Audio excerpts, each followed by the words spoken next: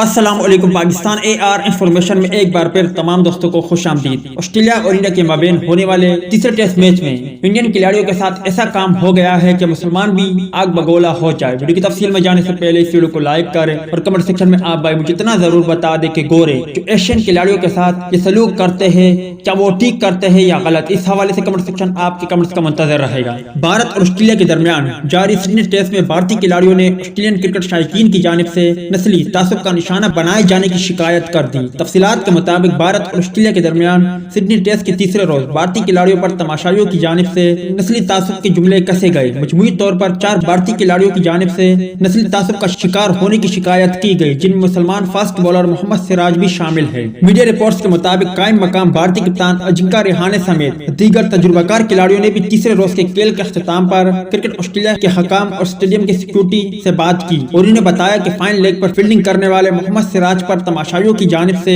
نسلی تعصب کے جملے کسے گئے۔ فاسٹ بالر جسپریت بمراہ کو بھی ٹیسٹ کے تیسرے روز آؤٹ فیلڈ میں موجودگی کے دوران بھارتی کوچنگ سٹاف کے ساتھ بات کرتے دیکھا گیا، جبکہ رہانے نے فیلڈ امپائر ولسن اور پار رائفل کو بھی اس بدسلوکی سے آگاہ کیا۔ واضح رہے کہ بھارتی کھلاڑیوں کے ساتھ گوروں کا یہ سلوک دیکھ کر جہاں انڈیا میں غم اور غصے کا اظہار کیا جا رہا ہے، وہیں پہ پاکستان میں مسلمان بھی غم اور غصے کا اظہار کر رہے ہیں۔ امید ہے دوستوں کہ آج کی ویڈیو بھی آپ کو پسند آئی ہوگی۔ ملتا ہے کسی نیکسٹ ویڈیو میں، تب تک کے لیے اجازت دیجیے۔ اللہ حافظ۔